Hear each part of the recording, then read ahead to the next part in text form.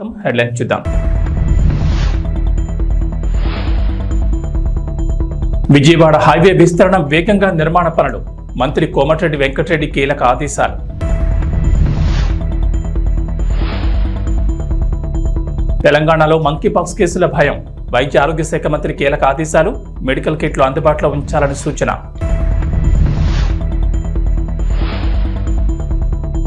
విశాఖ కేంద్రంగా త్వరలోనే railway zone ఏర్పాటు. రైల్వే శాఖ మంత్రి అశ్విని వైష్ణవ్ వెల్లడి.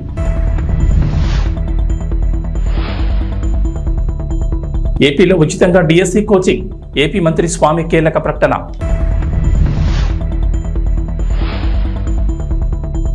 ఏపీ తెలంగాణలో ఉపరితల ఆవర్తనం.